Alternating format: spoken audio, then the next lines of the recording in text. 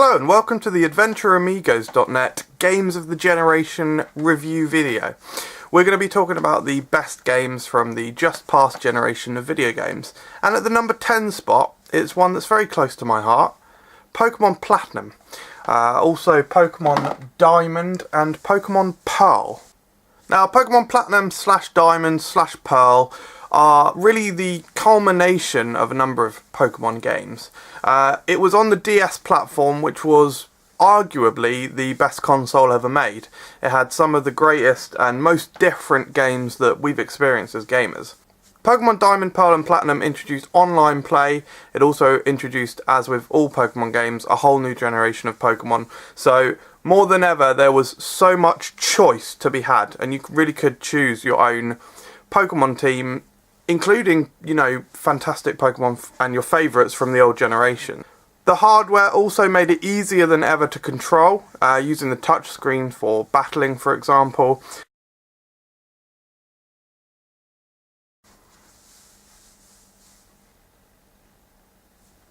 And of course, with the hardware being more powerful than ever, it was the best looking Pokemon game. All in all, this was the biggest leap forward, I think, for the Pokemon series, and that's why it earns number 10 on my list. Number 9 on my list might be a bit of a surprising one. It's Excite Truck on the Wii. Now, I am usually a naysayer of motion controls. I think typically they are put onto games as a gimmick. This tacked on, for example, in another game on the list, you use it for one of the main functions. And although it doesn't intrude on that one, it's just not necessary mostly. Obviously, the Wii was one of the biggest selling consoles of all time, and it was hugely, hugely popular worldwide. I do, however, still feel that the Wii and the control method is a bit of a gimmick, and I don't think that it was used to the best of its potential. Having said that, obviously this one is a place on my list at number 9.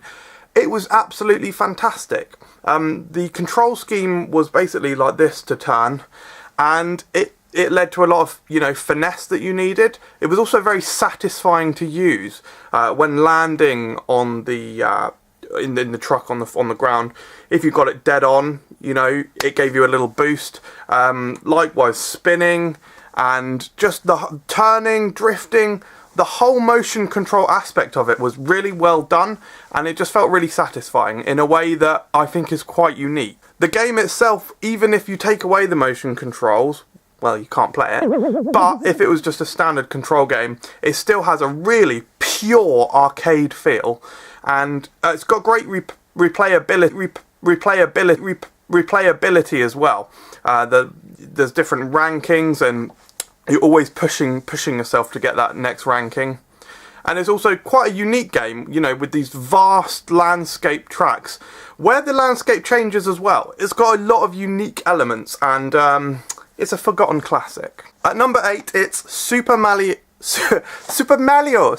Galaxy. Oh, bella, bella, bella. At number 8 on the list, it's Super Mario Galaxy. In my opinion, probably the best 3D Mario game. I actually really like all the 3D Mario games, including Super Mario Sunshine, which seems to get unnecessary hatred online. And I even like Super Mario 3D World, the most recent iteration. Even that, I feel, pales in comparison to the scope and the fresh ideas that were brought in Super Mario Galaxy. The planets and being able to have a 3D platforming adventure on spherical objects was just kind of mind-blowing. But not only that, it still retained the vast levels from the previous games and the great mythology of... the great groundwork that the previous games have given, like the list of enemies, all the little nods, the nostalgic nods, just made this game an absolute joy to play. At number 7 on the list, it's a game that probably most people would say doesn't deserve to be on there. But it's Uncharted 3, Drake's Deception. Now, Uncharted is one of my favourite gaming franchises of all time. It started with the first game, of course, Drake's Fortune, which was actually really the game that made me want a PlayStation 4. Up until that point, I didn't feel that there was much draw to the console. But I got it, I played it, I loved it. It certainly wasn't perfect, but I loved the characters, I loved the level of finesse and the graphics that Naughty Dog had put into it, and I really loved the actual gameplay. The mixture of action, adventure, shooting, climbing, and these fantastic environments. It just had me hooked immediately. Now, Drake's Deception is probably, it's my second favourite of the series, which obviously spoils that Uncharted 2 will be in this list somewhere. But I just think it's fantastic. I mean, I think the villains are actually better than the second. The boss fights also probably better. The environments themselves, stunning. I loved how, 2 really laid a kind of challenge of where to go next, with the snowy ice environments. But this certainly continued the tradition of amazingly visually fantastic and exciting places such as the desert, and of course that memorable moment on the cruise ship that's sinking and you are trying to escape it. All in all, the game's not perfect, but I think the combat and gameplay is something that I really love. As I said, combination of all those elements, and this added humour and a kind of an intriguing backstory as well, and just more characters. I just loved it. At number 6, it's a game that's probably coming up to 10 years old, or approaching it, and despite there still having been sequels released for it, in my opinion it hasn't been trumped yet, and that's Mario Kart DS. Mario Kart, it's one of the most beloved franchises that's ever been created. Everyone loves it, the multiplayer aspect, it's just pure fun. Now, the DS version is just an absolute level of refinement that hasn't been matched, certainly by the series. And in gaming, it's quite a unique game, it's just all the elements came together, had the best tracks, this great just gameplay and system that was just absolute refinement of the Mario Kart franchise to a T.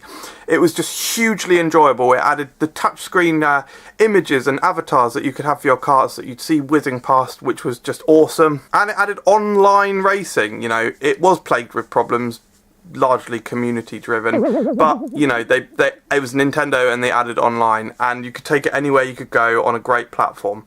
And the time trials in this with the ghosts, it was just the pinnacle of Mario Kart. At number 5, it is Donkey Kong Country Returns. This is the other game that had that motion control that I talked about. Donkey Kong Country is one of my favourite game series of all time. So when they announced a new one, first of all, I was very happy, but also very cautious. Could it have come close to the original trilogy? Well, it hasn't quite... It hasn't. No, it hasn't really. It's not quite as good as the original trilogy, but it's halfway through my top 10 list, so it is still a fantastic game. This is, in my opinion, 2D platforming at its very best. Now, the motion control of going like that to roll was the only kind of let down really to the controls.